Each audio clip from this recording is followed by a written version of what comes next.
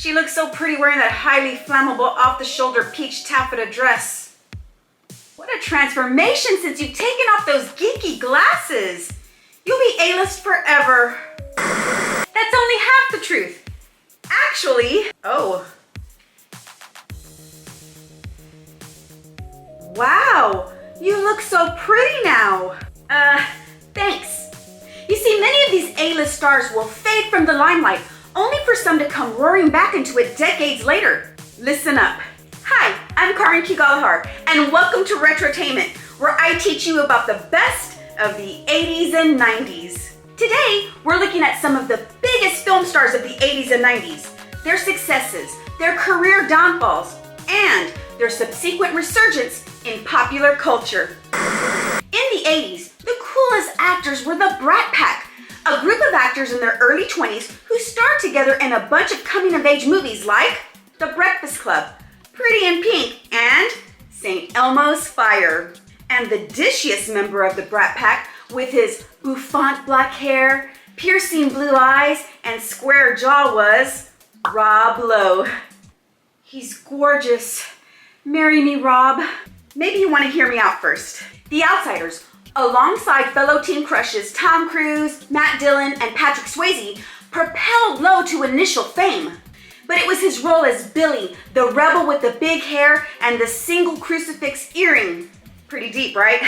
In St. Elmo's Fire that solidified his heartthrob status.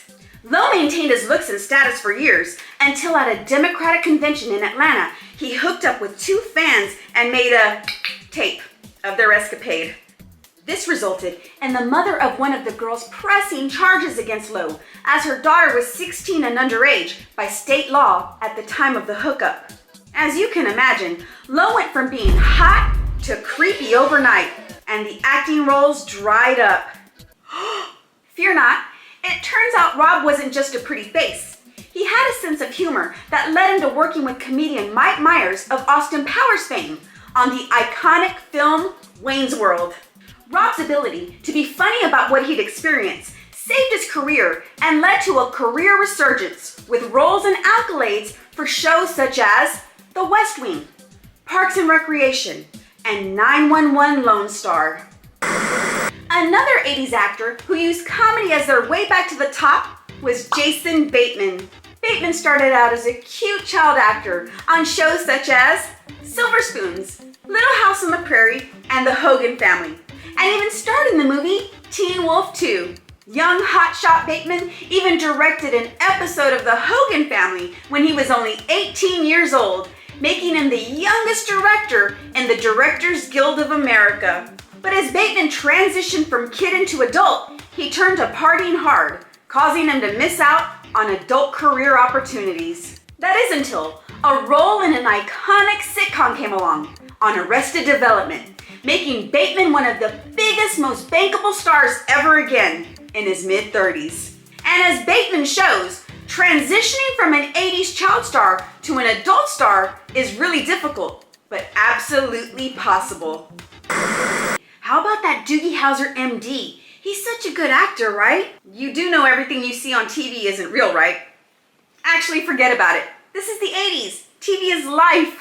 Neil Patrick Harris iconically played Doogie Howser MD, a sick kid who survives illness and goes on to become the youngest licensed doctor ever. Doogie Howser MD, with his cute smile and boundless enthusiasm, was a character difficult for Neil Patrick Harris to separate from for many viewers. But Harris not only had to transition from child to adult star, but had to be visible about his sexuality. Coming out for Harris at that time could have been detrimental to a career. It was Harris's many talents. He can sing, he can dance, and his role as womanizer Barney Stinson in How I Met Your Mother that allowed him to break the mold as an openly gay male actor. If Rob Lowe was the guy that everyone wanted to be with, the girl that everyone wanted to be was Winona Ryder. Beetlejuice? Beetlejuice? Don't say it. Winona was the ultimate quirky hipster girl. From the scathing humor of Heathers, to the proto-goth queen of Beetlejuice, to the glamorous ice-cool blonde of Tim Burton's Edward Scissorhands, and to the ultimate grunge queen in Reality Bites. She was always the coolest. Then she disappeared for like a decade. Why? It's not possible to be that cool and then be forgotten, is it? Well, the story goes that while on medication for a broken arm and struggling with her mental health, Winona stole $5,000 worth of items from Saks. And before you could say Beetlejuice, she was at the center of a media circus of a court case. Winona's scent of cool was replaced with the scent of stolen goods, and the scrutiny made her step back from the industry. However, she was too cool to be forgotten. Winona's big return to the mainstream was her role in Netflix's 2016 Stranger Things as the mom who lost her son in the Upside Down. And from there, she's come back full circle to starring in the highly anticipated sequel, Beetlejuice, Beetlejuice. Then there's Kevin Costner, the big brother, or boyfriend, we all wanted to play ball with. Costner rose to prominence in films like Field of Dreams and Dances with Wolves. Iconic films that made phrases like, "If you build it, they will come," part of the American lexicon. Even when Costner unwittingly played an American Anglo version of Robin Hood in Robin Hood, Prince of Thieves, and Bryan Adams plagued us for like half a year with the soundtrack, we stuck with Kevin. FYI, the song from the soundtrack by Bryan Adams, Everything I Do It For You, may or may not have been one of mine and one of my high school boyfriend's songs. Ah, the memories. Ah, isn't that cute? If Robin Hood, Prince of Thieves was the beginning of the end for Costner, films like The Postman and Waterworld, bloated dystopian epics, were the end. Waterworld was so bad, ran so over budget, and was even advised against by Spielberg that the film made Costner a laughingstock. I watched this one. I was super excited to see it. Major letdown.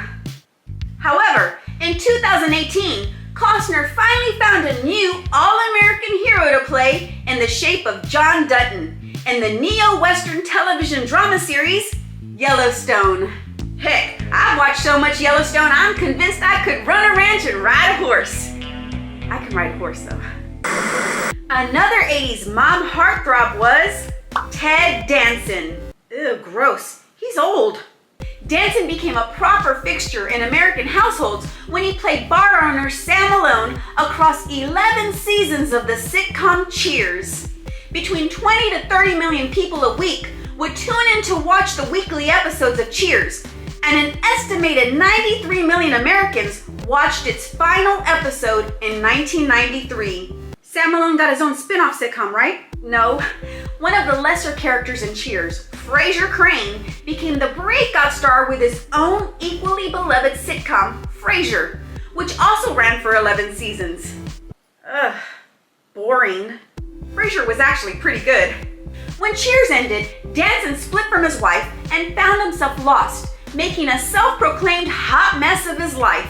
In the mid-90s, he started a film about a scientist searching for the Loch Ness Monster. Loch Ness screams of a very lost actor to me. But Danson turned it around, went on to marry the lady from Back to the Future 3, who's also Emily in Paris's real-life mother-in-law, and embraced maturer roles. He brought big Sam Malone energy to shows such as Damages and the NBC dramedy The Good Place. This next one is electrifying.